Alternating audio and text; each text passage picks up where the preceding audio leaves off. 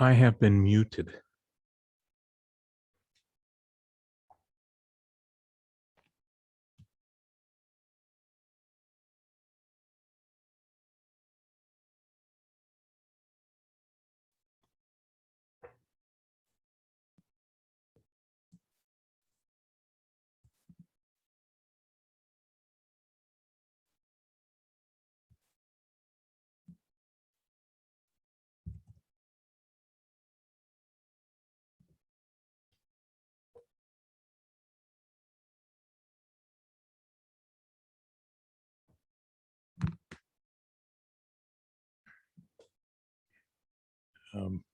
Yeah, we got about 3 minutes. And I'll probably wait a little bit longer to get things started.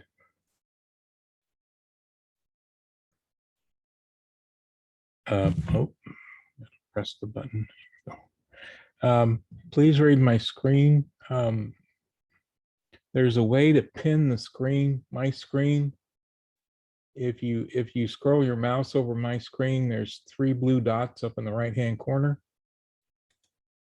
You click that and it says pin. That will put my screen up above everyone else's. And so you'll be able to see it all the time. So yeah, people are just now starting to put their names in. So be sure to type your name in. This is how I take roll through this.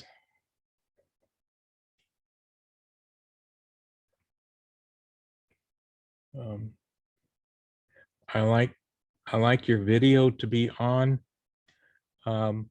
It helps me in teaching because I can see your reactions to what I'm doing. Also, having faces looking at me, I feel like I'm actually conducting a class rather than talking to a screen of names. Oh, what else? So at the beginning of class, I'll have a sheet of paper under this camera here, saying a list of things that I expect y'all to do. I understand if some people are having issues with the camera. If you have issues with the camera, please please email me and we'll discuss it. Let me see. I record everything, and here, let me do this.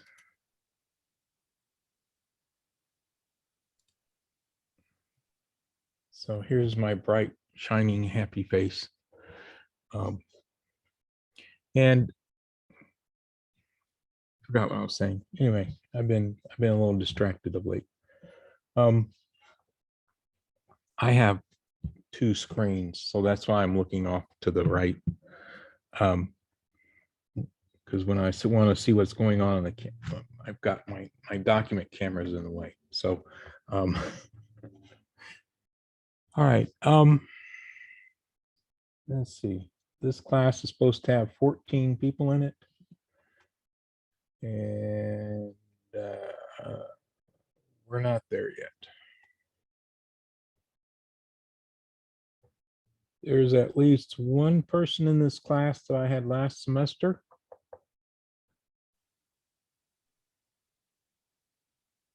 Oh, wow. So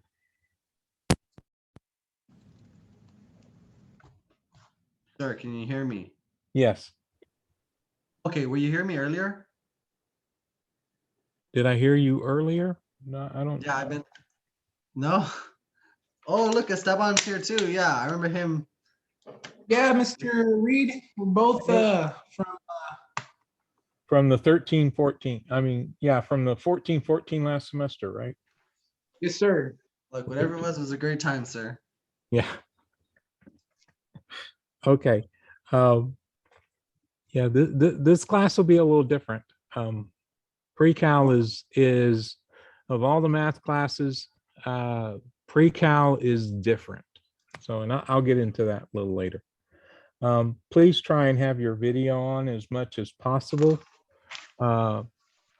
Main, because as you can see, I'm looking over to my right every now and again because I like to see faces and to see people's reaction to what's going on when I'm teaching. And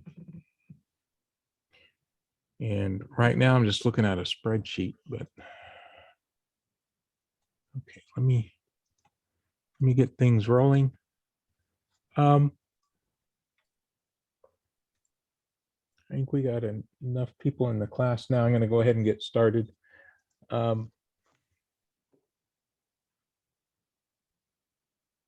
Yeah, I'm going to go ahead and put that slide back, that picture back up.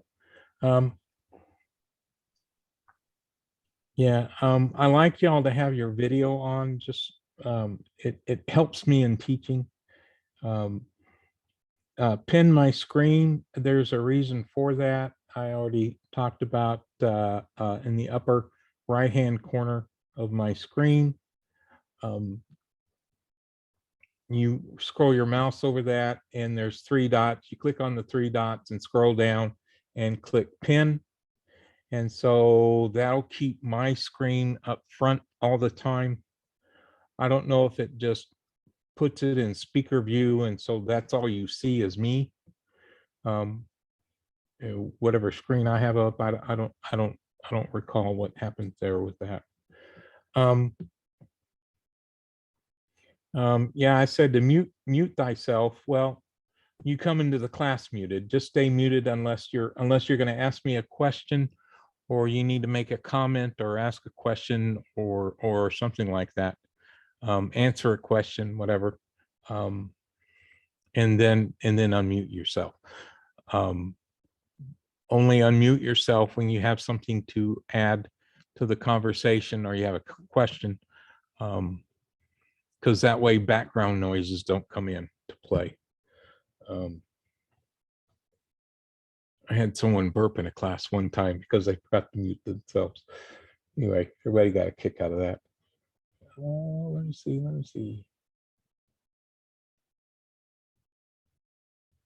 Okay. And what else?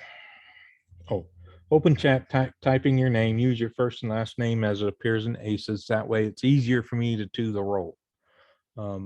It's not imperative, but it makes my life easier and I look happier on your faces.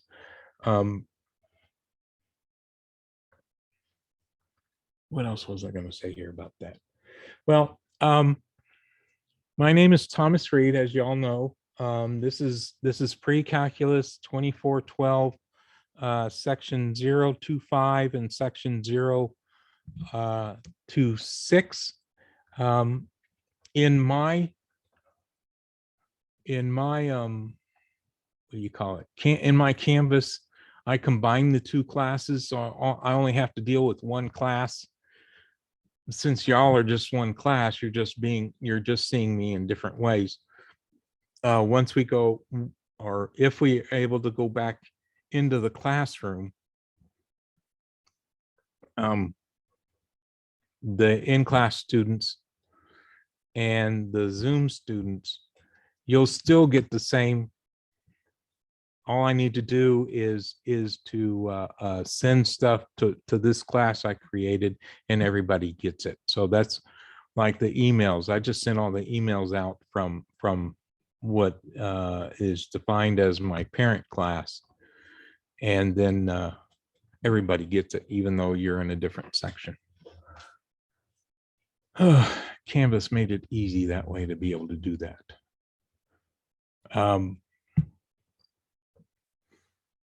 I've been teaching mathematics for, well, since 1991. I started teaching down in Pearsall. I've taught in Pearsall. I've taught in San Antonio School District at Mark Twain Middle School. I can honestly say I've done my time in hell because of that, for several reasons, the least of which was the students. 8th graders are hellish. And I taught at East Central. That was a mistake. And I taught down in Poteet. Spent 8 years in Poteet. And then I taught over in Southside for 5 years, and that was 4 years too long. After I got my master's, I started teaching at SAC as a adjunct professor. And I was at SAC for 9 years, and I started teaching at Palo Alto 3 years ago. This is my 3rd year at Palo Alto as a full-time temp. A full-time temp is just an adjunct who's able to teach full-time by semester. So I get a semester of well, this year I have 5 classes. I am teaching 21 semester hours, and but it does not guarantee that I'll have a full semester next term, a full load next term. Last semester in the spring, I started out with 5 classes, but by the time first day of class came around, I only had 1 class. 2 classes had to be dropped because of low enrollment, and 2 classes they took away from me because some full-time professors weren't making their hours, and so they took classes from me to help them get their full, to get their 15 hours, at least 15 hours. Yeah, well, that's the life of adjunct. You're at the whim of full-timers. They want your class, so you lose it. That's happened to me at SAC too. I had 3 classes, went down to 2 classes because there was a professor who wanted my section, and so I lost it. Or I think I had a professor one semester. He didn't, his section that time period didn't make, and so they gave him my class so he could have his so he can make book. Yeah, so being an adjunct, you get jerked around a lot, but I enjoy it. I love teaching. Yeah, I love math and I love teaching. I love math. I enjoy it. It's a pleasure. It's a passion. It's a hobby. It's just fun. The way I view math, it's a puzzle, because in mathematics we take things apart and put them back together again. And you will see me doing that when I do multiplying numbers and adding numbers together. I tend to do that while I'm doing it on the board, or my writing tablet over here. What else? Oh, something I want y'all to be aware of is that although I enjoy math to this point, I'm fully aware that some people don't have the same passion for math I do. Some people do not have the same capabilities in mathematics that I do. And that is fine. I'm not here to judge you. I'm not here to hurt you or beat you up with the mathematics. I'm here to help you understand this subject well enough that you'll pass my class and be able to move on and not have to take it a second time. So that's what I'm here for. I'm here to help you understand this material, and whatever it takes to do that. I'm available for after class, before class. I haven't set up my hours quite yet, but they will be on Tuesday, Thursdays from around 10 o'clock till this class starts. And then I will have an hour on Monday, Wednesday afternoons after 2 o'clock sometime, probably from 2:30 to 3:30, or 3 to 4. Haven't decided yet. And the office hours will be in open Zoom. And so I'll give the link to the Zoom once I'm able to start doing those. And it'll be the same link. I think it'll be my Zoom number. And what else was I going to say there? Oh, there are a lot of different things you can do about um, um, tutoring. One is at PAC has an excellent math tutoring class, the department. And so you just, I have documentation that I need to post in announcements for that. And also, I'm available, and this website, whoops, I misspelled it. That's no fun. Khan Academy has nothing to do with Star Trek. khanacademy.org. It started out as a .com. They got an infusion of money from the Bill and Melinda Gates Foundation, and they really expanded it. And so it's a really good site. People swear by it. They do more than just mathematics.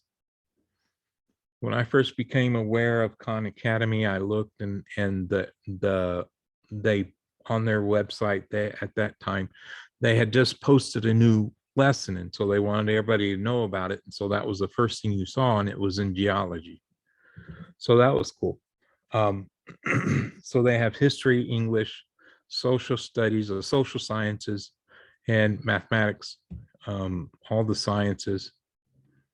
So whatever you're taking, they more than likely will have the subject matter. They used to focus on K through 12, but they've added college since I first started. Well, they were adding a lot of colleges classes when I first started, was made aware of this. There's other, and most of these are videos. Some are interactive with their mathematics. I know they have some interactive stuff, especially in the K through 12 stuff.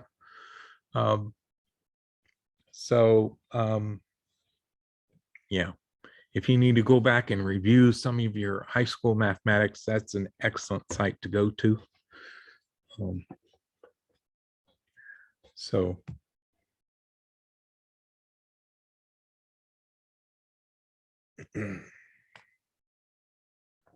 what else? Okay.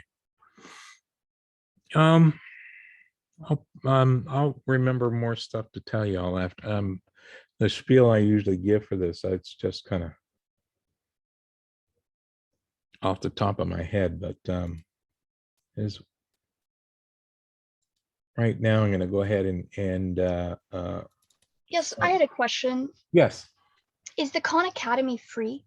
yes, Khan Academy is free, and that's why they have the .org. So it's an excellent website. I got to tell you that.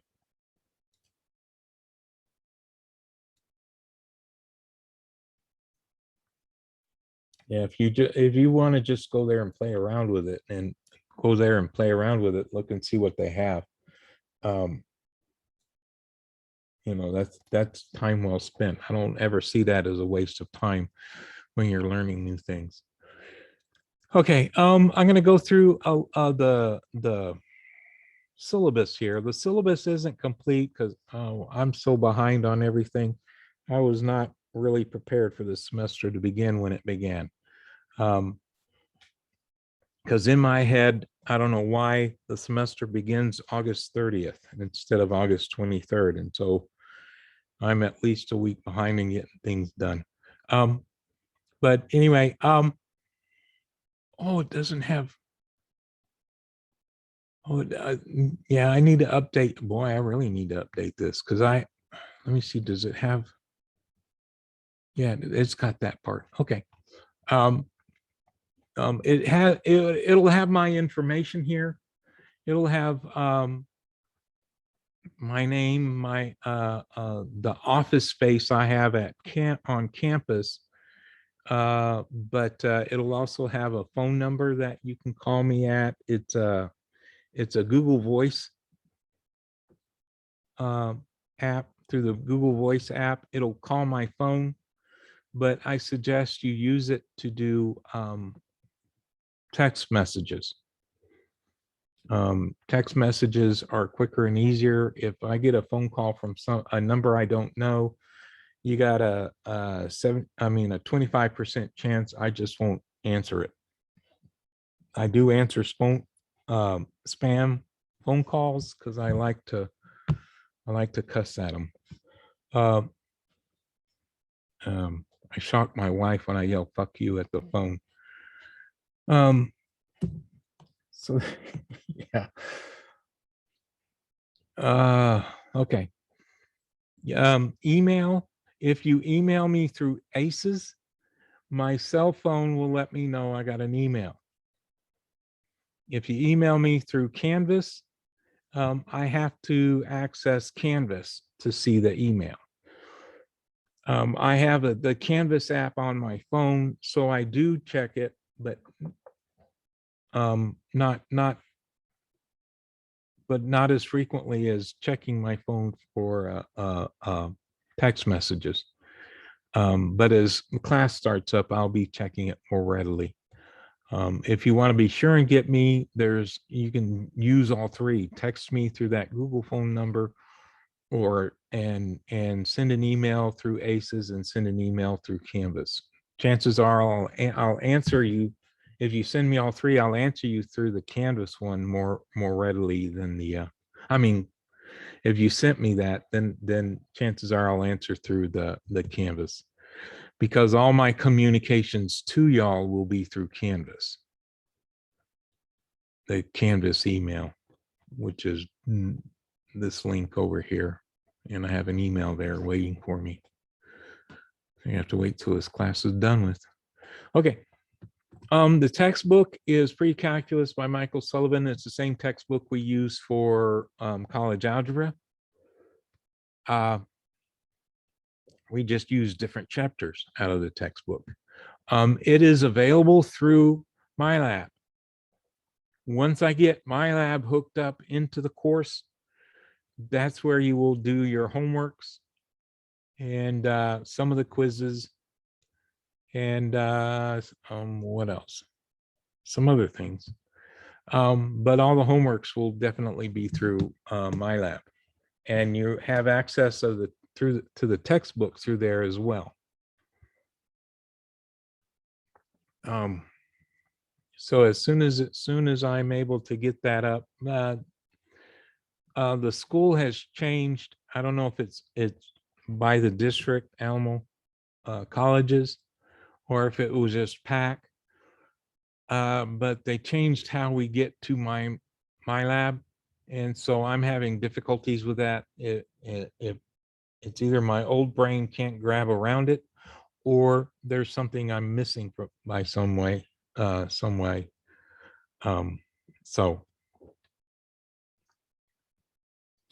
now, once I get that up, I'll send out an email and I'll put an announcement in here. A calculator, yeah. The school requires a graphing calculator. I do not require a graphing calculator. I require a scientific calculator. I have, whoops, what is that? I have two Casio scientific calculators here. I prefer the TI calculators.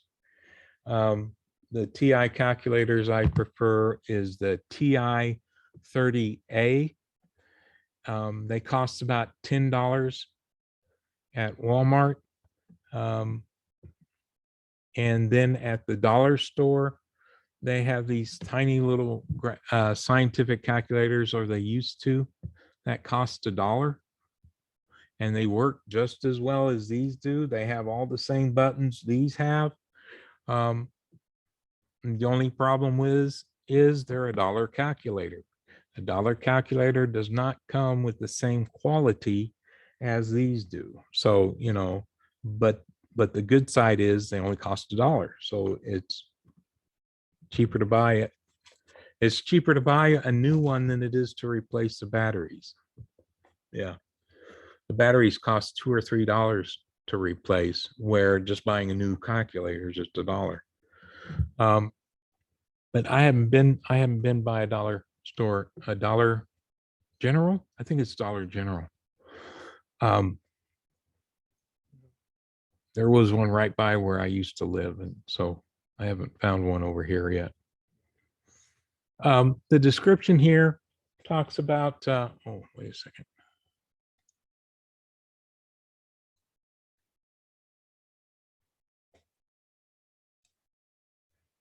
Yeah.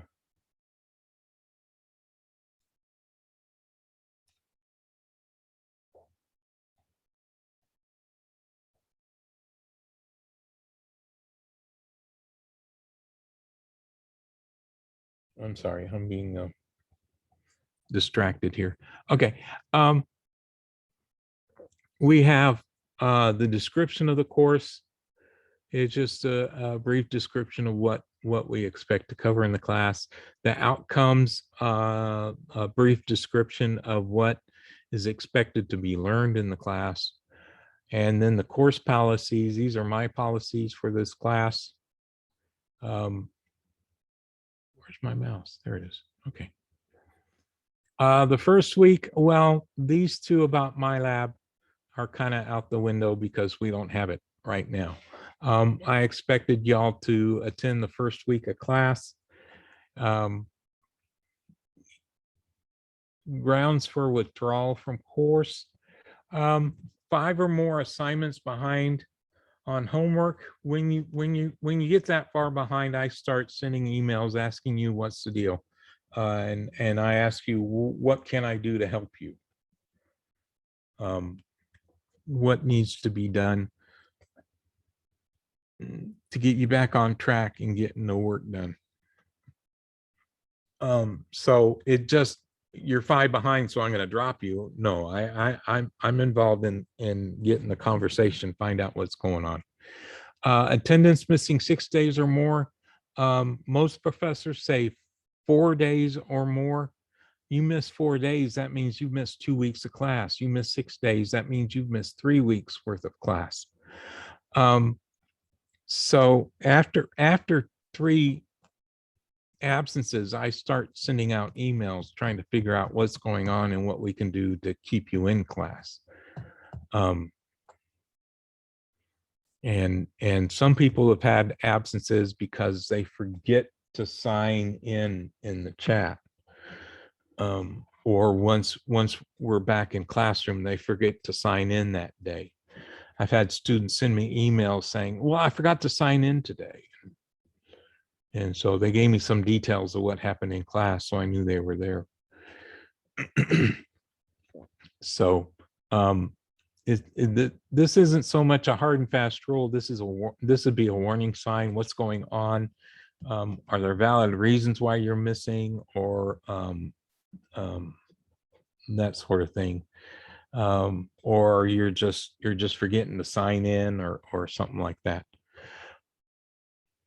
For your grade, this is how I calculate the grades. Your exam average is 60%.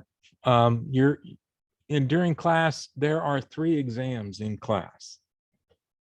And then there's the final exam. The average of the 3 in-class exams is 60% of your grade.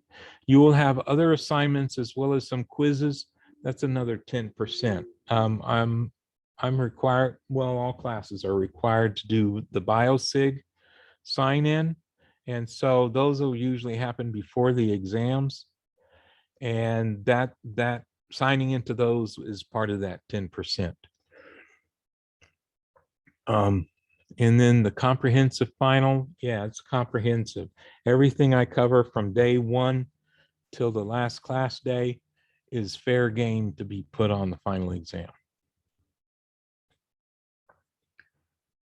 Another thing about, yeah, I'll discuss it now. The exam average, if your final exam is higher than your lowest exam grade, then it will be replaced with that grade. I'm starting to replaced or duplicated? replaced. So you will have 3 three grades that are averaged for your exam average. All right, so this is kind of how I explain it. You have your first three exams, and then you have your final. But let's say this was your lowest grade, so I dropped that one, and then you still have three grades. Okay. Does that make sense?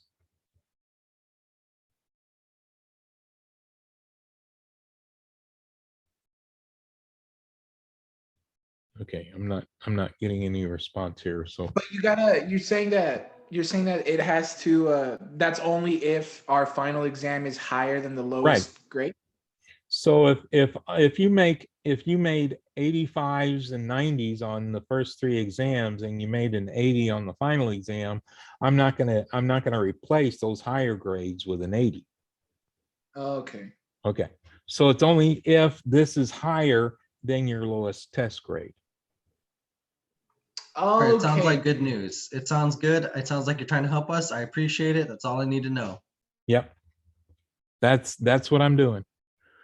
That's why I do this. I have a friend of mine at SAC who does the same thing, but what he does is, if this grade is has to be higher than your final exam has to be higher than an 80,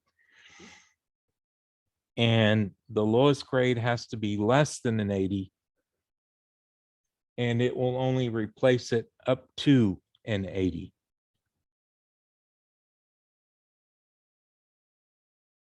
So if your final exam was an 85 and this was a 65, then this gets replaced with an 80.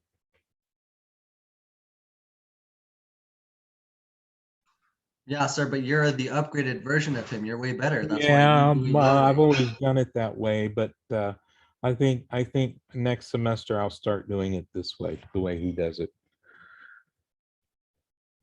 It makes better sense when the more discussions we've had, the better sense this method works. I understand his reasoning behind it, but I'm not going to do that this semester because I haven't done it yet.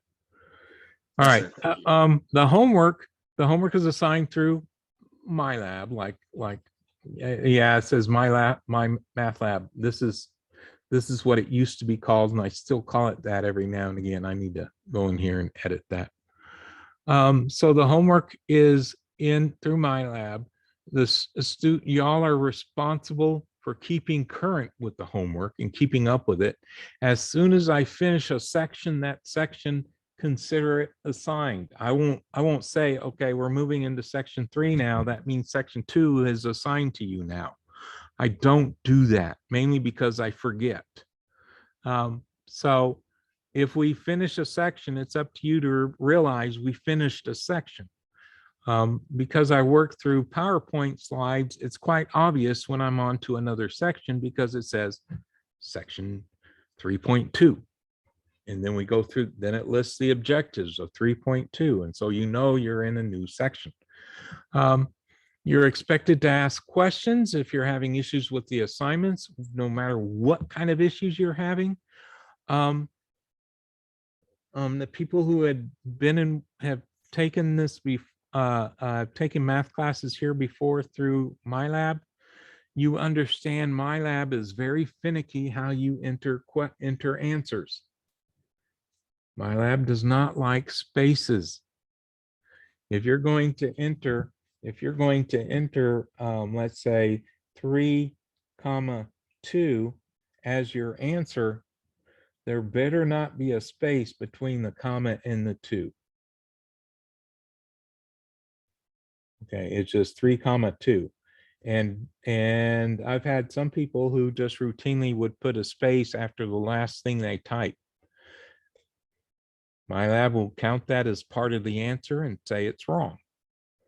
So that's MyLab is very finicky on what's going on there. So that's something to be aware of.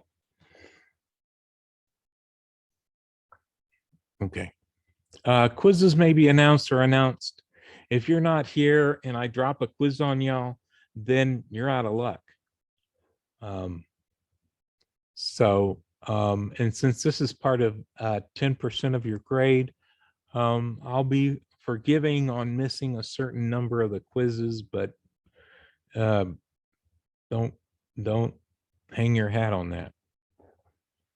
There'll be 3 exams and 1 comprehensive exam. I have not set the exam dates yet. They're about 4 weeks apart, I think. 4 or 5 weeks apart.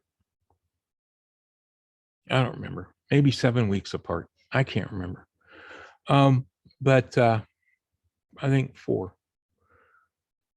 The third exam happens pretty close to Thanksgiving, so I try and work around Thanksgiving.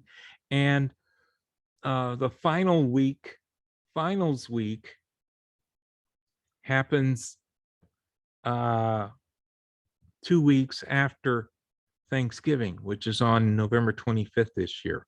So the next week after Thanksgiving is the last week of classes.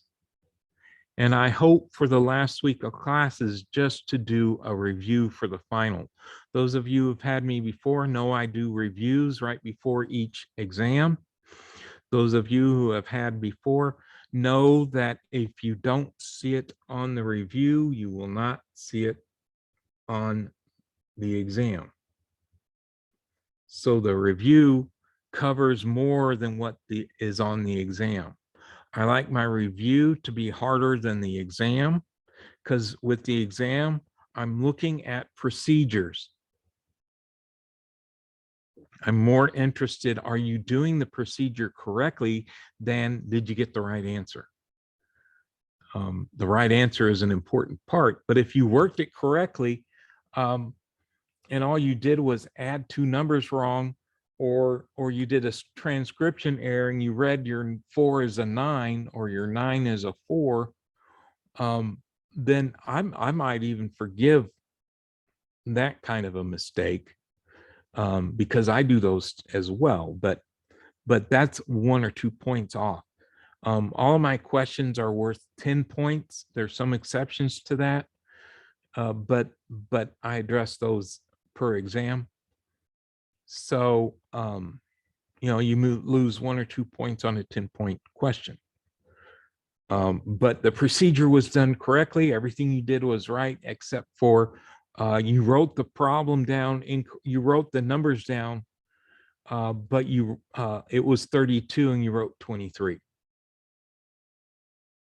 Okay. I'm guilty of that. You're blessed with a math teacher who is slightly dyslexic with numbers. In my head, these 2 numbers, whoops, see, I was going to do it. These 2 numbers are the same. I know they're different,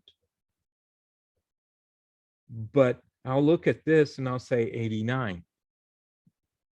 Or I'll say 89 and write this. That's what you want me to do on your exams, right? Okay.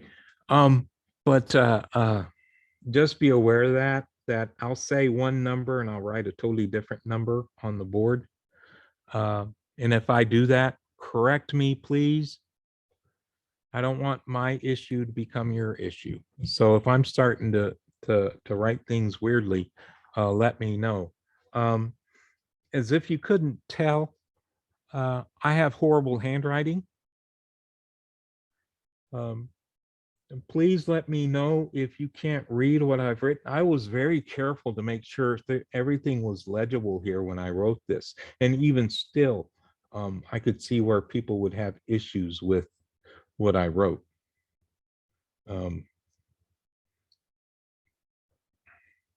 So please let me know if you can't read something. I'll either read it out loud again, or I'll rewrite it. Chances are I'll rewrite it. Okay. In general, there will be no makeups for missed exams or quizzes. I understand life happens and you can't be there for a test. Something happened and you have to be out of town, or you have an appointment somewhere, or something's come up. And so you're going to miss an exam day. email me, and also let me know in class. So you got two ways to tell me. One is through email and the other in face-to-face. But be sure and email me. If you know you're going to miss a day, email me either through ACES or through Canvas. I don't care which way. That's a CYA for both of us. I know emergencies happen and you have to be somewhere else that day. So email me as soon as you know you're going to miss class or something happened right before and you have to go off. Email me as soon as possible why you weren't there, and we'll discuss it. Okay. I don't punish people for life happening. But you need to let me know. So if I don't know, I can't help you. Average homework teach. All right. This is a very important thing here. It doesn't seem like much, but it is. Oh, I forgot this part. Missing 2 or more exams is grounds for withdrawal from the course. It is very difficult to pass this class if you have missed 2 of the exams. Okay. Even with the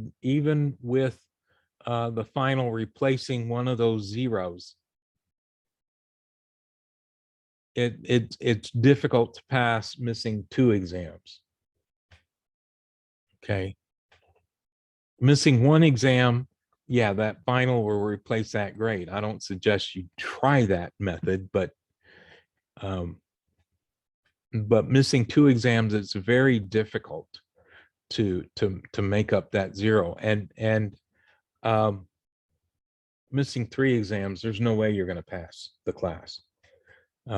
With 2, it's I had one person do it. They missed the first 2 exams for things they couldn't get work around, and declined to take makeups. And so they just had 2 exams, and so the third exam and the final was a high enough grade that it made up for that 0 that they had to worry about. So they passed with a high 70 when they should have passed with a 90 with an A, if they had taken those first 2 exams. Okay. Now for the average of the homework prior to each exam covers only a portion of the course.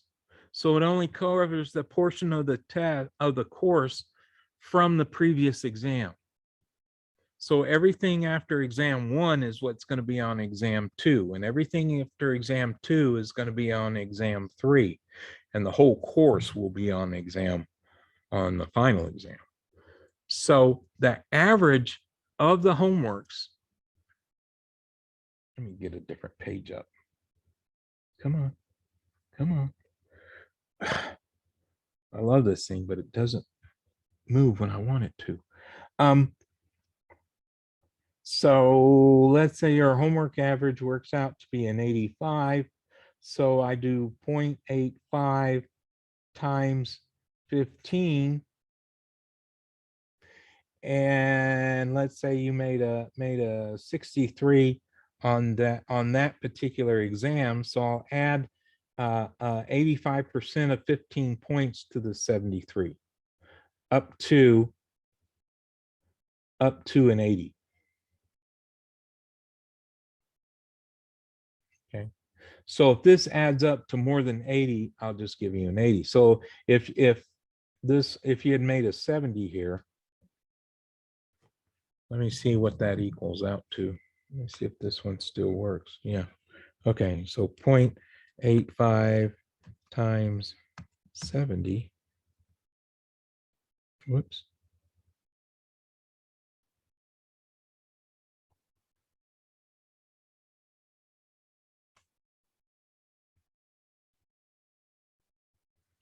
Yeah, I hit the wrong button. 8.5 times 70 equals, whoops, it's not times the 70, it's times the 15 times 1.5. It helps if you punch it in right to the calculator. That gives you, that would be 12.75. And so that would be add up to basically 83, but that would be an 80. So if you made below an 80 on a test, I will do this and add it to your grade and up to an 80. So if that was a 63, 63 plus 13 is a 76. Because I would round this up to 13. So 13 and the 63 makes for a 76, which is considerably better than the 63. So that's why it's one reason it's important to do the homework. One reason to do the homework, because if you do all the homeworks, I can almost guarantee that you'll get an 80 or above.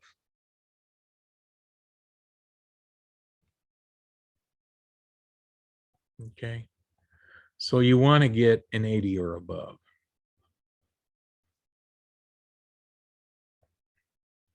And that's because that means the homework is doing its job.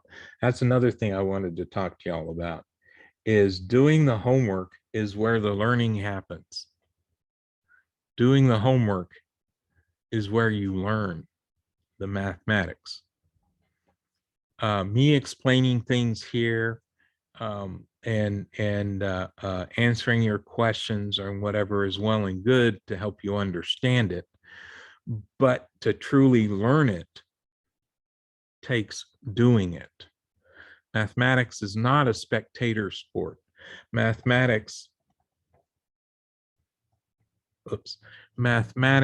you learn math by doing math. Okay, just reading about it and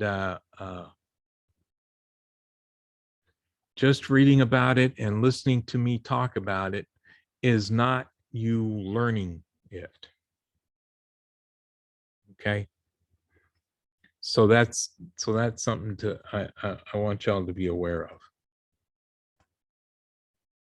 So that's why this is an incentive for you to do the homeworks. When I was in college, the professors didn't care whether or not we did the homeworks. They assigned the homework, and if we did the homework, great. If we didn't, they don't care. They didn't care. They probably did, but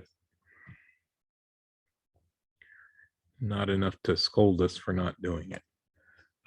I won't necessarily scold you for not doing it. I'd just say, you should be in there doing your homeworks. Please be sure you're doing your homework and that sort of stuff. So,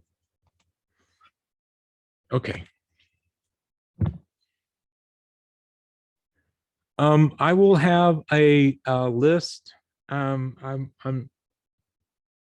have it. I just haven't put it in the syllabus yet. It's a what do you call it? Not a table of contents, but it kind of is a table of contents. It's a list of what we will cover this semester, the sections we're covering and what's in each section, and a possible timeline for them. All right. The exams, I set the date of the exam. Now, if we cover everything that I have in the timeline for that first exam, great. If we don't get it to all of it, then that stuff just gets shoved over to the second exam. Okay. So it's just what's covered right before that exam, or that exam. So any questions there? All right, I'm sure more will come to you. That's what email is for, right?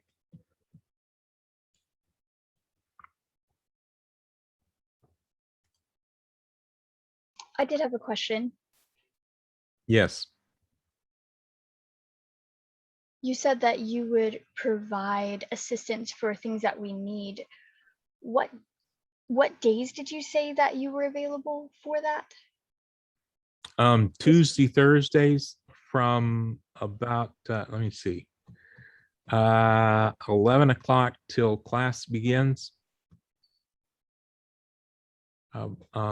Till 2 o'clock. So 11 to 2 on Tuesday, Thursdays. Probably 1:45. That'll give me time to set up for this class. And then on Monday, Wednesday from probably 3 to 4.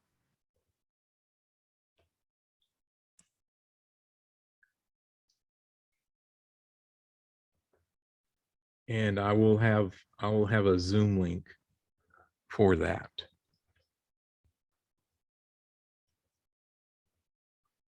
Okay. So you can just pop in. You don't have to pop in right at the beginning, just whenever, if I'm there. If you need to meet with me at other times, then just email me and we can set up a time.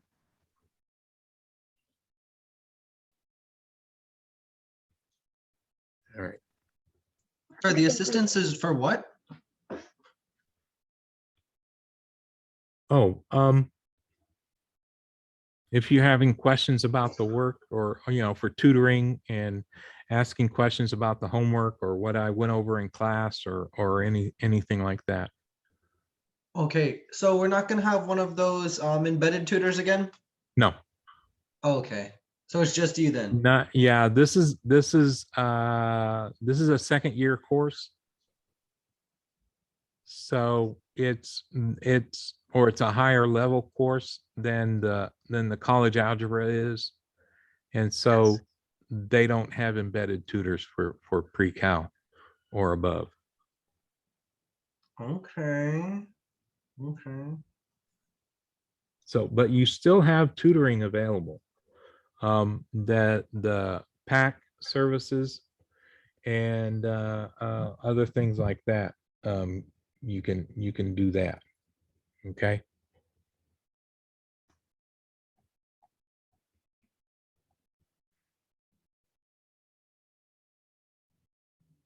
Ah, geez. Oops. Wrong file. I see you growing out the beard too, sir. Huh? I see you growing out the beard too. Oh, yeah. Well, Yeah. in a week or so, it'll be gone. Oh, looks good, sir. Well, I hate shaving,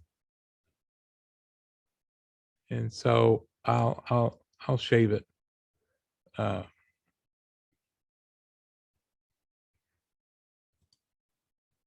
Okay, here we go. Whoops, that's not it. Here we go. That needs to go in there. Yeah, I'm having to hunt down the PowerPoint. I hid it from myself. Is that it? Yes, that's it. Okay.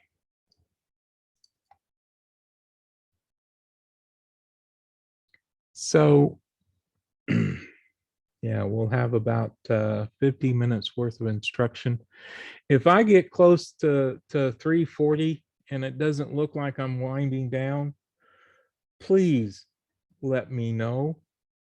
Of the 4 classes I've had so far, the first class yesterday, we went 15 minutes over before I realized I was going over time. The class this morning went about 10 minutes over. Please don't let me go over time, because your time is precious. And so don't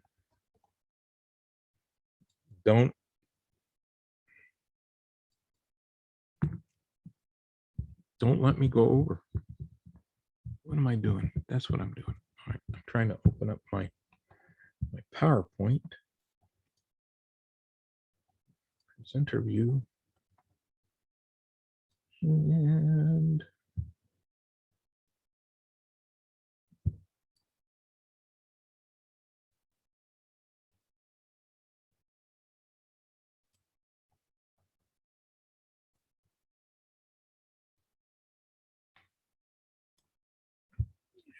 Now I need to pull up my camera. Well, my zoom is hidden. Okay, there it is. Okay. Oops, wrong button. There we go.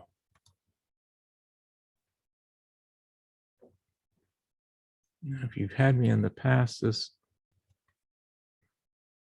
next thing will look a little familiar. Where is it? There you are. Because now I'm going to share my screen again.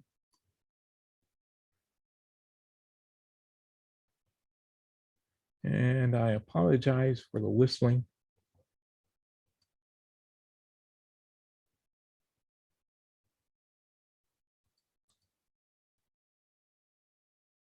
Whoops, did it happen? Oh. So you see, you see a double, you see my screen up here. It's a double image. Or so I got the PowerPoint on the right hand side and this my writing space on the left hand side.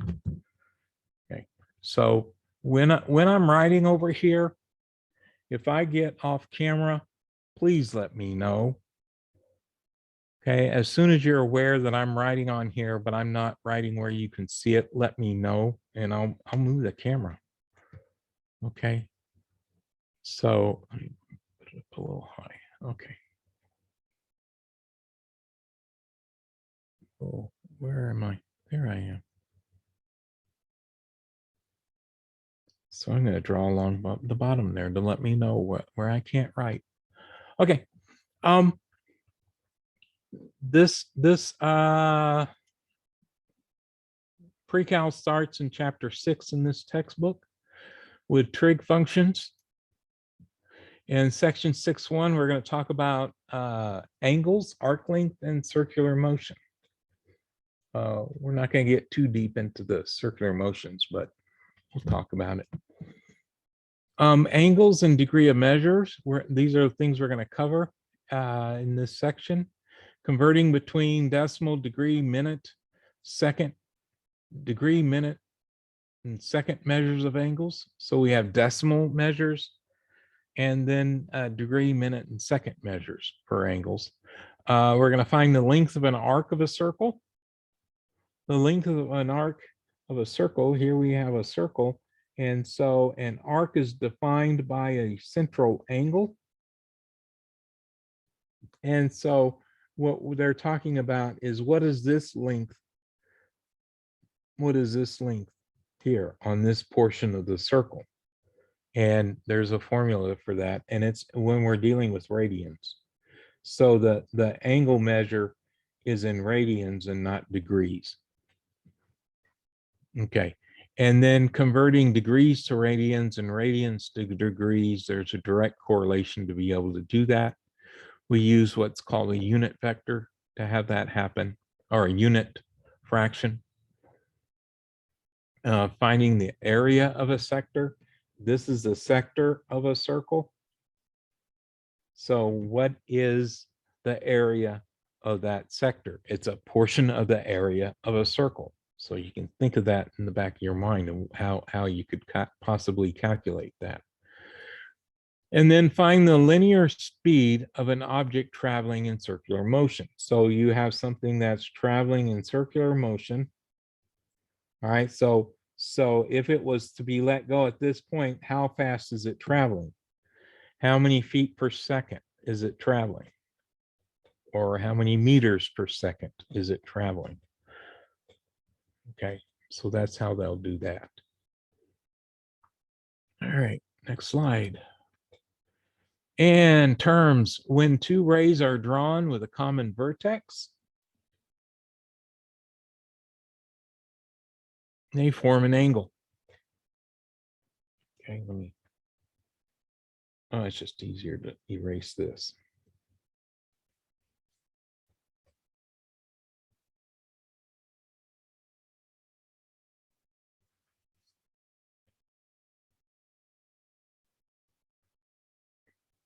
Okay, So I have a point, and if I draw the portion of the line coming out from that point, it's a ray.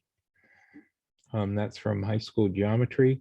And here I have another ray coming off of that point, and these two rays form an angle. Okay, and what are they using there? They're using the Greek letter alpha. We typically in pre-cal talk about angles, and we use the Greek letter theta. Okay. My alpha looks kind of squirrely. There we go. So one side of the ray, one side of the angle, we call it the initial side. So this is the initial side. This is the terminal side. An angle describes motion.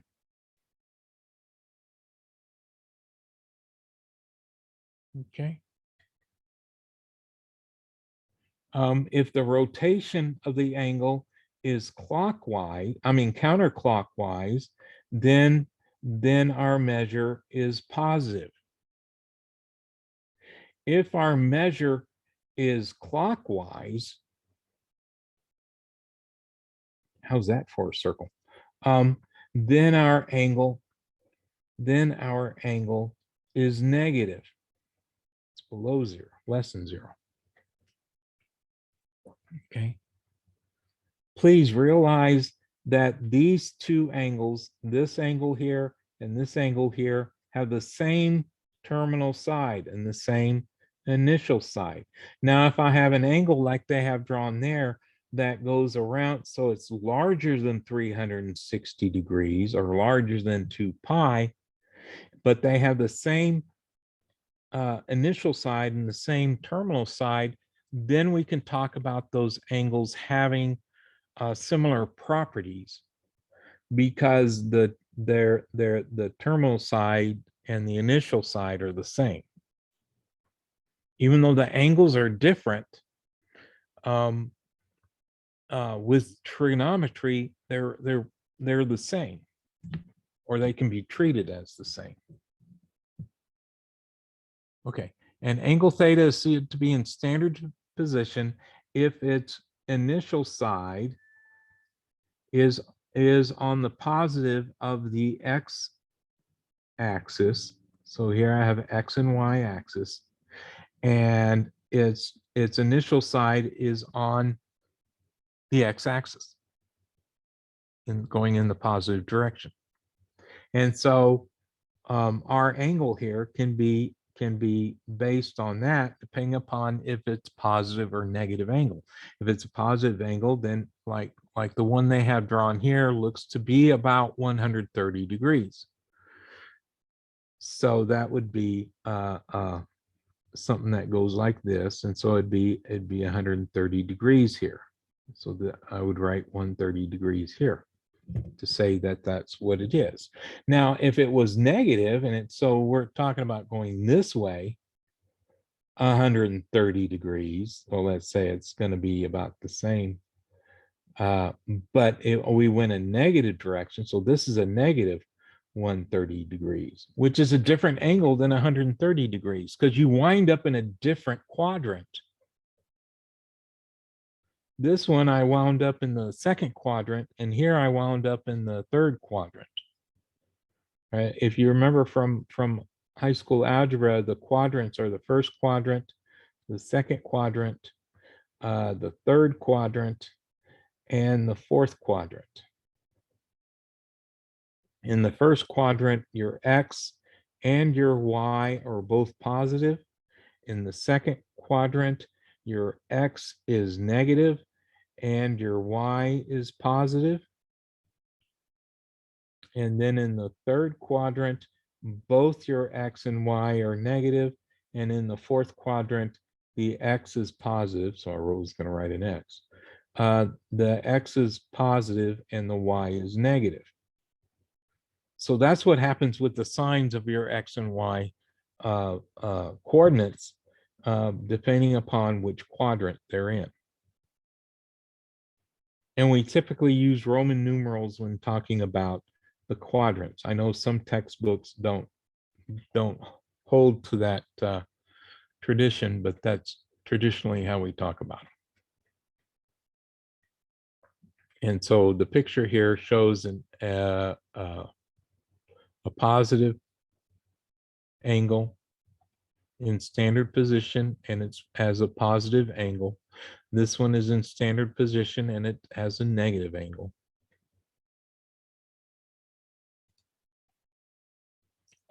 When an angle is in standard position, either the terminal side will lie in a quadrant. Okay. In which all right. Or the terminal side will lie on an X or Y axis. If it lies on an X or Y axis, then we call it a quadrantal angle. You can tell I don't use that word very often. Quadrantal angle just means that the terminal side is on one of the polar positions. It is either going straight up, straight back, or straight down. Yeah, I say straight back, meaning going to the left. Because going to the right is thought of as going forward. But anyway, so that's your polar positions, north, east, northwest, south, and east. So the terminal side, this angle, let's see what, hold on a second here.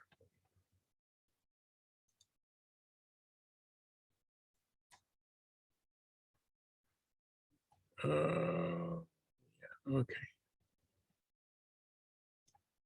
So we'll talk about that in a moment. Right now, they talk about something else. They get into something else right now.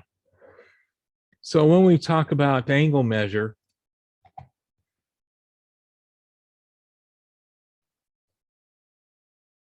um, 1 degree.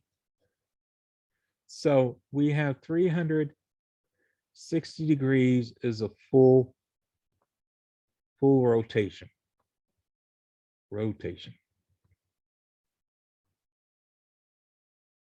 Okay. And so 1/60th of that revolution or rotation is 1 degree. So 1 degree. So that's why I used to think, why do we use this measure 360? Well, you can thank the Babylonians for this, the ancient Babylonians. That's their one of their contributions to mathematics is how we measure time and how we measure angles. All right, so so we have should have drawn the circle first. Yeah. See why I should have drawn the circle first. My ability to draw a perfectly round circle is non-existent. So the full circle is 360 degrees. So half the circle, so this is 360 degrees, half the circle would be half of 360 was 180. So a quarter of the circle is 90 degrees. So if we do 3/4 of the circle, that's going to be 270 degrees. Okay, so here we have 1 revolution counterclock, and these are all counterclockwise because we're talking positive angles, and that's how we usually think about it, is going counterclockwise.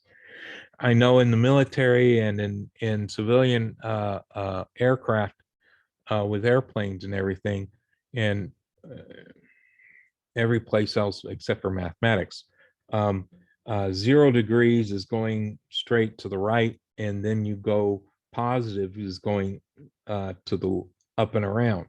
when we're talking about oh, I don't remember what it's called when you're doing mapping, where due north is 0 degrees, and then you have to the west and to the east, or to the east and to the west. So that's where you start doing. Sometimes they talk about in negative degrees, and that's to the right or to the left, or you do like 30 degrees east or 40 degrees west. Okay, so it's a totally different way of reckoning angles, and because we're talking about polar coordinates or on the mapping coordinates, which is a different thing. Okay.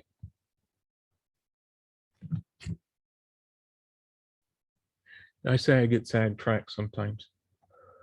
Okay. Draw each angle in standard position. So go ahead and try and do this on a sheet of paper in front of you. Write the draw what you think, where you think these angles would be, and show the angle movement.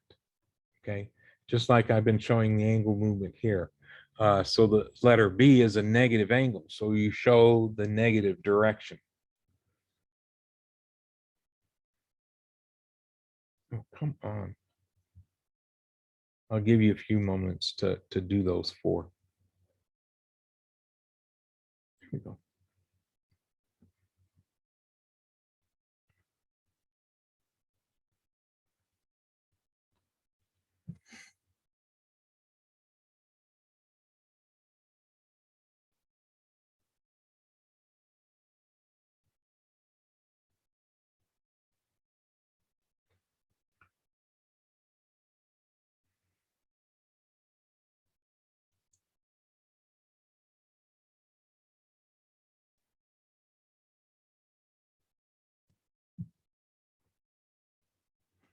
So I did number A, letter A.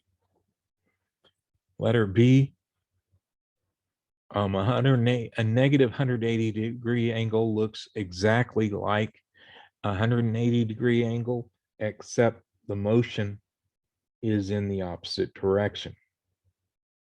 So that shows a negative 180 degrees.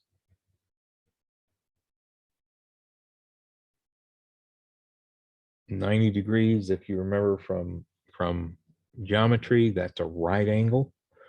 So this is a 90 degree angle. Now the 495 degree angle, that's more than 360, and it's positive. So that means you're going to go around at least once. So you show the track going around once, and then so we want 495 degrees. So we went the 360 degrees. So now how many degrees more do we have to go? Well, what is that? 35 degrees. So we already covered the 360 by coming back to this one, which is our 0 degree. And then we do another 35 degrees, which is about there. So this would be the 495 degree angle. Sorry, isn't it 135? Yeah, isn't that what I wrote here? This one is the 135. So that was Yes. this was letter A. Mm-hmm. And this one was letter B, going this way, as opposed to going this way. It looks the same as 180 degree, but we want, because angles are motion, we need to talk about which direction did we go. This one was 90 degree, and the 495 degree. Oh, you know what? That's right. Oh, I see what you were saying. I didn't subtract the 3 from the 4. All right. So yeah, this is I screwed up there. Thank you Yes, sir. for pointing out my foils, my fallibilities. Okay.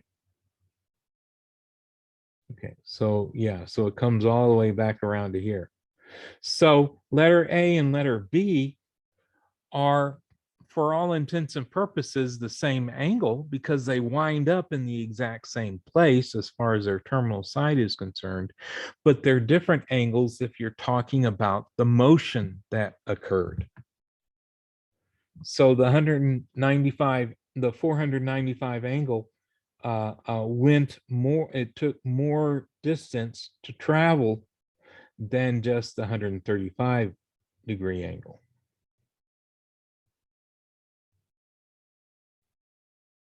Which is this here. Okay.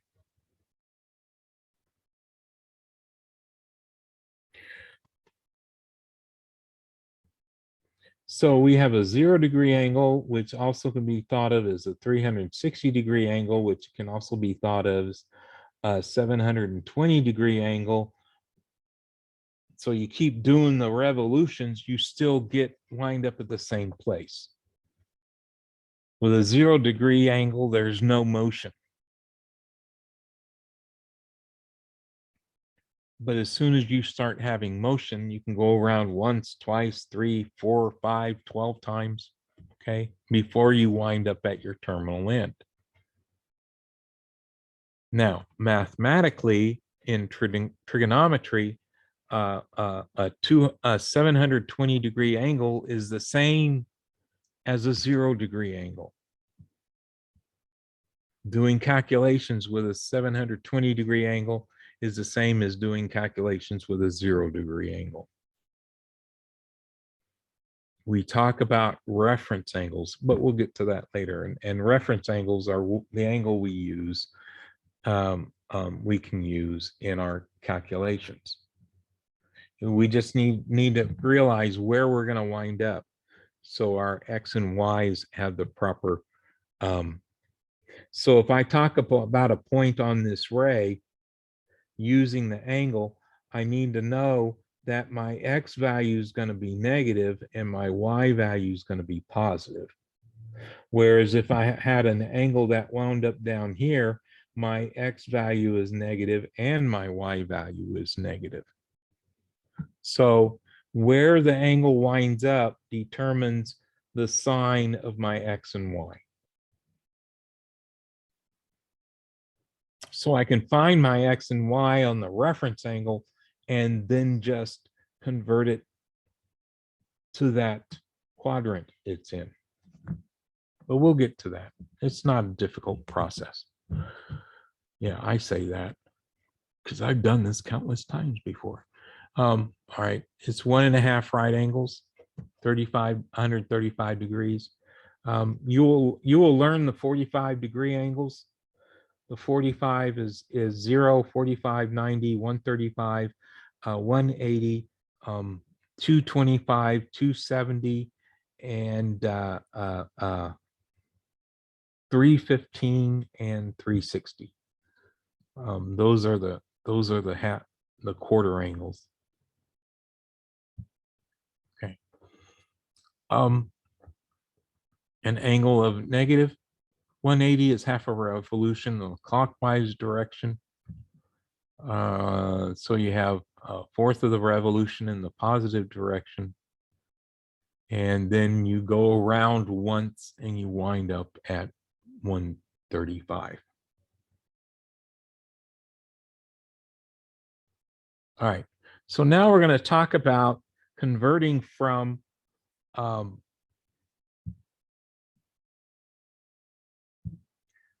decimal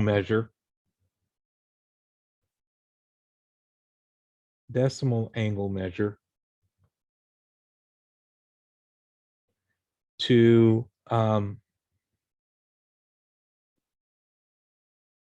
degree, minutes, and seconds. Yes.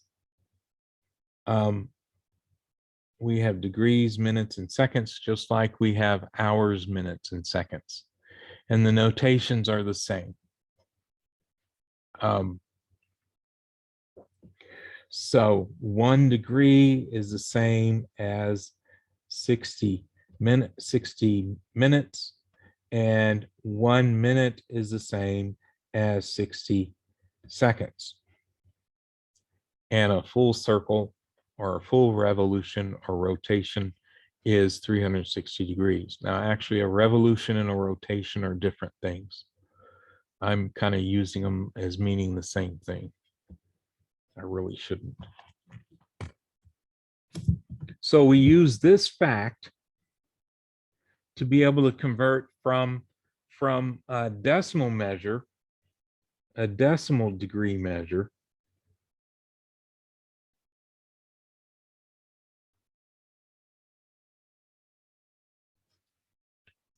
to degree, minutes, and seconds, and vice versa, going from degrees, minutes, and seconds to decimal. All right. Their process of doing this and my process of doing this are slightly different. Okay. I have to wet my whistle.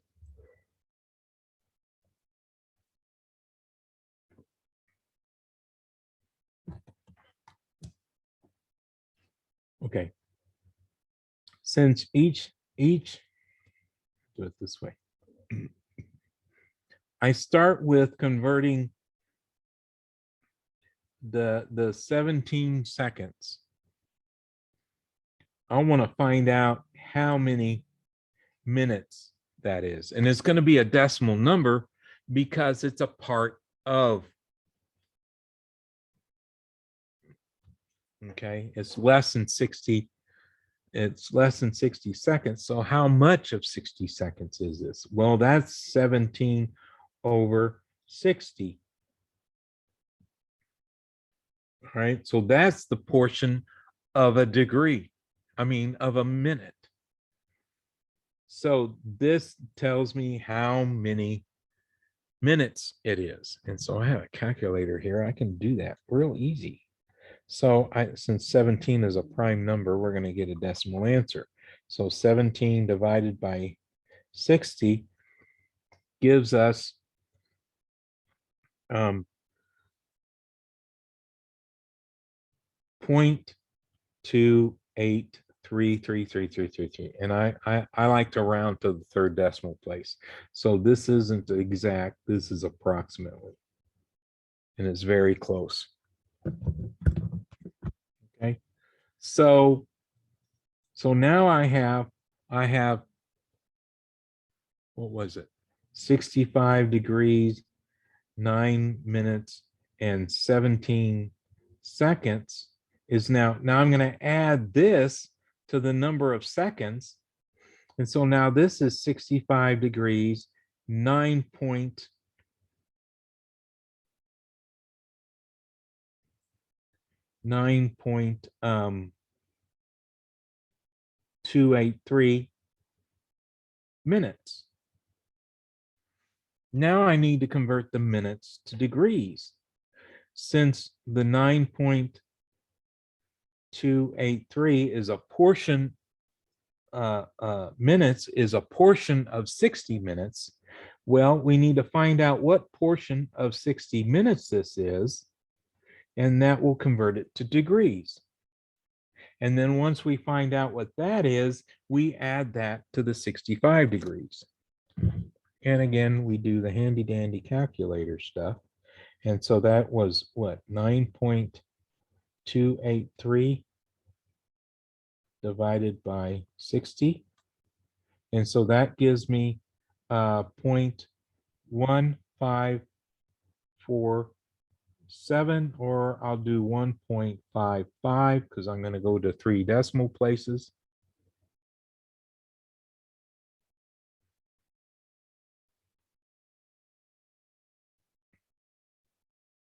Okay. And so this is what I'm at, and this is approximate because I rounded. And so this is the number of degrees it is. So I'm going to add this to the 65. And so this will be 65.1. Well, I'm going to have it do 547 degrees. Now, their procedure for doing this is a little different than how I do it. Okay. I just want you to be aware of that. Sorry, the bottom's cut off a little bit. Well, whose problem is that? Okay. There you go. Thank you.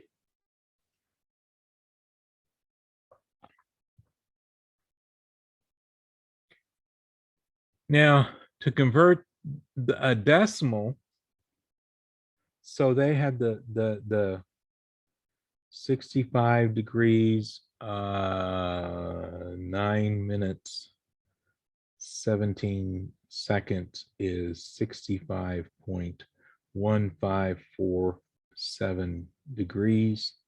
And now we want to convert to 32.479 degrees to degrees, minutes, and seconds.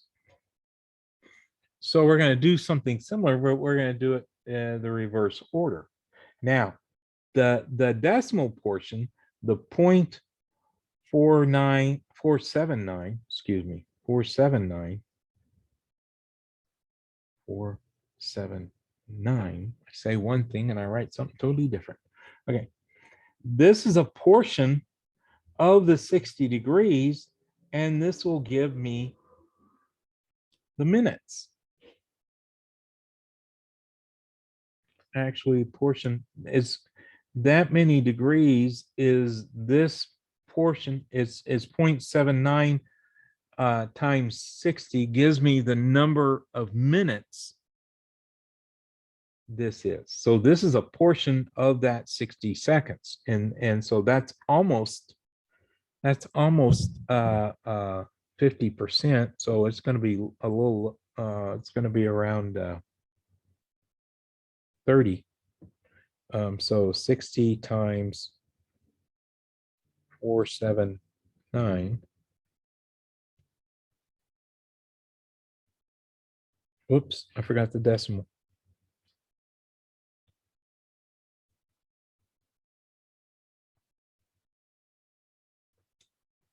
So that gives us 28.74 minutes. Well, this 0.74 is the seconds, but it's 0.74 times 60 will give us the number of minutes. So 0.74 times 60 happens to be 44.4 minutes. So I come back up to, go do it this way. So I'll lose a little bit of definition, but not much. Okay, so it's where was I? Oh, so we have 28 minutes here, and the 0.74 is 44.4 seconds. So 32.479 degrees is 32 degrees 29. I mean, I keep wanting to do 28 minutes and 44.4 seconds.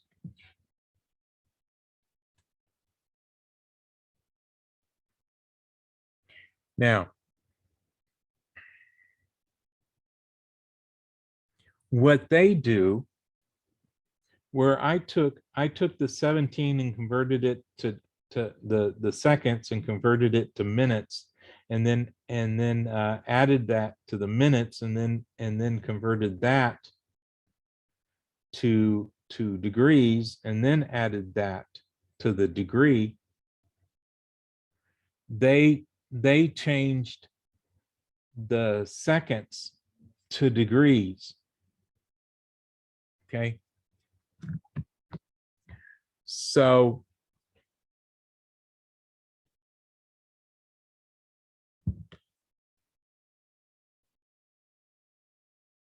I don't, this, oh, I know, this is confusing here. Okay. This isn't directly equal. Well, did they have a degree symbol here? Because 1 minute is 1/60th of a degree, and one degree is 1/60th. I mean, 1 minute is a 60th of a degree. So I multiply the minute by 1/60th, and that'll give me the degree. So that's what they did here. They multiplied 1 by 1/60th, and then they multiplied the 1/60th by 1/60th again to get the number of degrees. So they convert, what they're going to do, they're going to convert the 17 minutes to decimal degrees, and they're going to convert the 9 minutes to decimal degrees, and then just add all the degrees together. And that's what they did here. Okay, so here they're multiplying the 9 by 1/60th, which converts the 9 degrees to 9 minutes to degrees, and multiplying the 17 by, this is 1 over 3600. So you're dividing 17 by 3600, that'll convert the 17 to a number of degrees, which is what they did. And so they just added these three together and got that. I understand how they do this, but in my mind, that's more confusing than the way I did it. But if you find this way less confusing than the way I did it, go for it. As long as you're doing the calculations correctly, and if this type of problem is on the test, I expect to see how you do the work. Like I wrote down here how I did the work. The actual work was done by the calculator, but I was showing you how I was doing the work. Okay. Sorry, I have a question. Yeah. Okay. Where you have in parentheses, and then you have some outer brackets, 0.479, and then close parentheses, 60, right there, exactly. Yeah. After the 60, the super, what's it called? Superscript or whatever. Yeah. Yeah. Up there. Is that a line? Oh yeah, that's for minutes. Okay, but then you have another line on the outside of the Yeah. bracket. And that you really don't need this here. Okay. That was my mistake. I got I was making it more complicated than it actually was.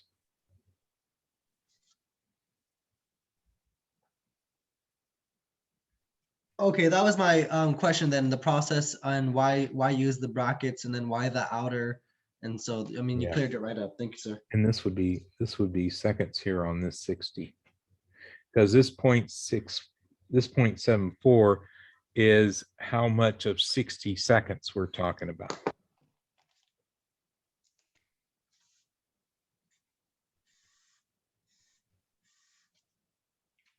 Like a half hour is 0.5 hours. So 30 seconds would be 0.5 minute, 0.5. 30 seconds is 0.5 minutes. And 15 seconds is 0.25 minutes. Like a quarter of an hour is 0.25 hours.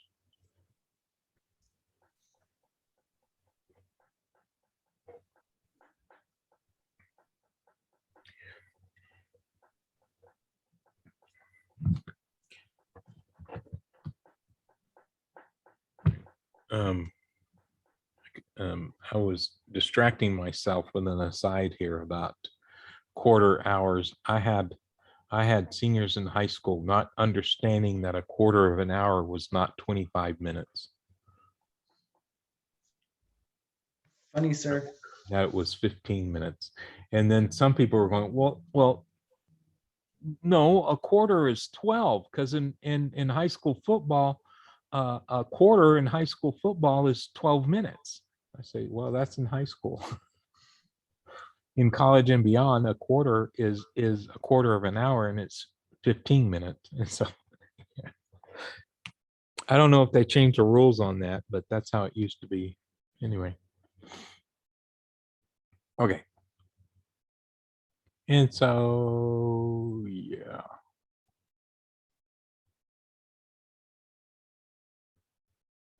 So that's how they did letter A, this one, to convert to get the same number I got here. Letter B, that I think they followed the same procedure I did here. They multiplied the 479 by 60, and then got the 2874, and then took the 74. They just did a more rigorous showing exactly what's happening there. I didn't do exactly the same way they did, but the calculations were done the exact same way. It's just how they represented it is a little different than I did. And so they got the same number I did, the same degrees. Okay. Okay, this next little bit is any questions on this? You will see this in the homework. You might see one of these conversions on the exam. I'm not too sure, because there are some times this will be important, but it's an important concept to understand all these conversion factors. In life, you have to convert things. So converting money, converting time elements. So those the methods for converting are always going to be the same. It's what portion are we talking about? And so what's our unit fraction, that kind of deal. Okay, now we're going to talk about arc length. All right, this is when we're talking about the angle has to be in radians. That means in terms of pi, not degrees. So the arc length, S, is the radius of the circle times the angle, the measure of the angle in radians.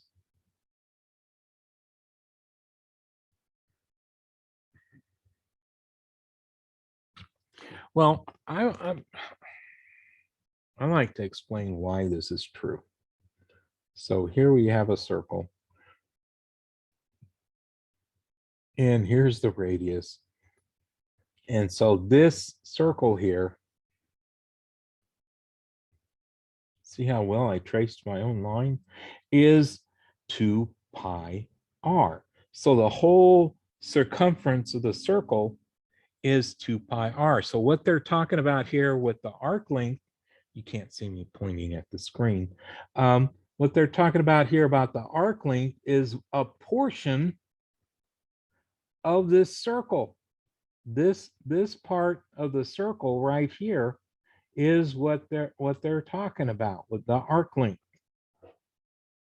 Okay, and so it's a portion of this circle. What portion of the circle is this? Well, it is theta divided by 2 pi. That's the portion of this distance is in here. So I do this portion, this fraction, times 2 pi r. Well, the 2 pi and the 2 pi go to 1, so that's r times theta. Theta r theta, same thing. So that's how they got that. That the arc length S is r theta. Because that's the portion of the circle.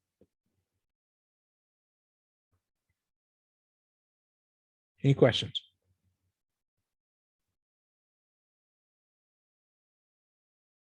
Okay.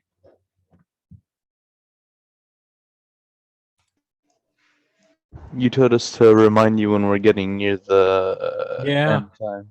I'm gonna do this one little problem about this, and then we'll quit.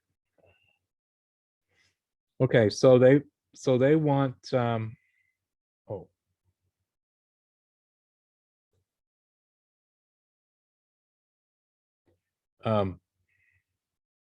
Is everybody cool with this? Can I erase this? Right. I don't see anybody objecting.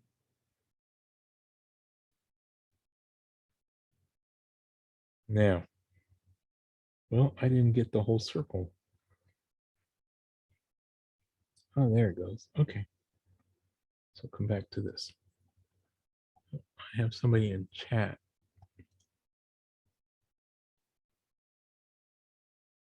Oh, okay.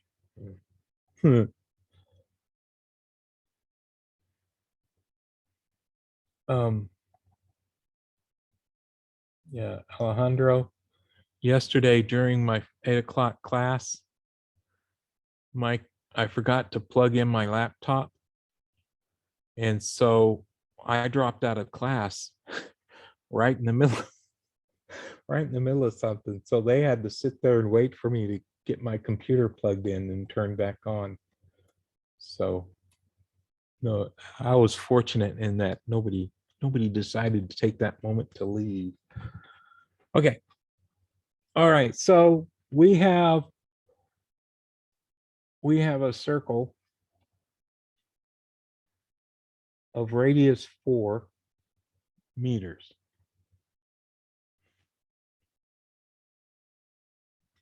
.75 radians.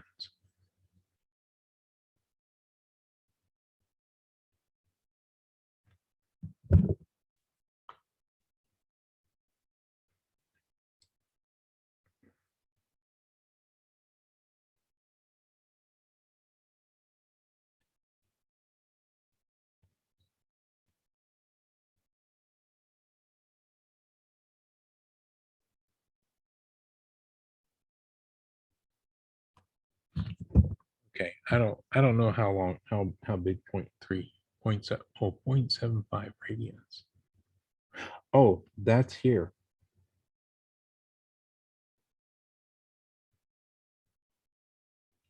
.75 radians.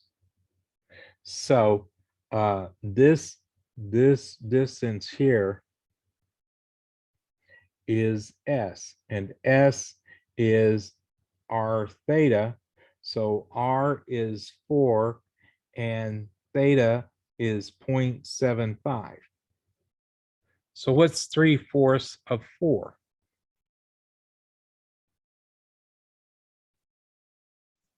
Three. Yes. So that's 3 meters. So this length here is 3 meters. 3 meters, not 3 feet, Thomas.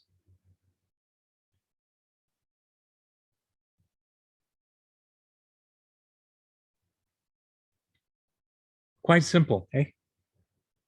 Okay, we're at time now. So next class period, we will start with, let me find my mouse again. My mouse went away. That's the problem with having 2 screens. I wound up on the other screen. I didn't know it. Okay. All right, so yeah, so the arc length is 3 meters. All right. So next time we're going to be dealing with converting from degrees to radians and radians to degrees. So this is a slide we'll start with next time.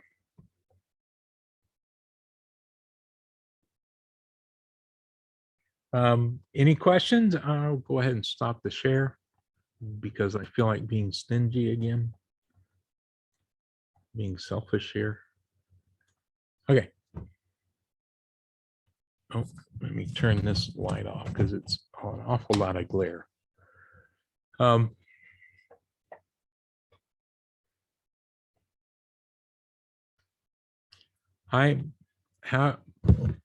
have any questions? Any comments, thoughts? Somebody in the chat just asked, will this recording be posted somewhere? Yes. Yeah, I'd meant to mention that earlier. I record all my videos, all my Zoom meetings, class meetings, and it will be posted in a YouTube channel.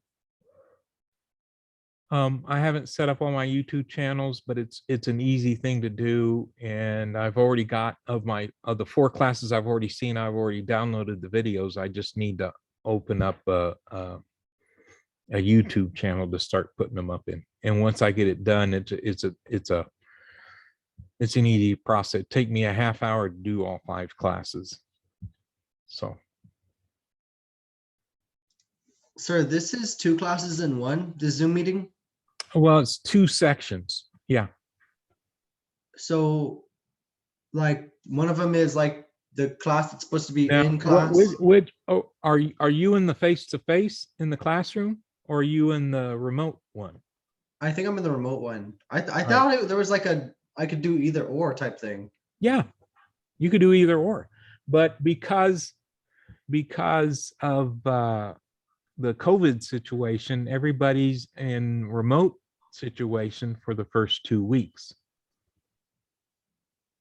So at the end, towards the end of the second week, they're going to decide whether or not to continue it, and they'll make a weekly decision or a bi-weekly decision after that.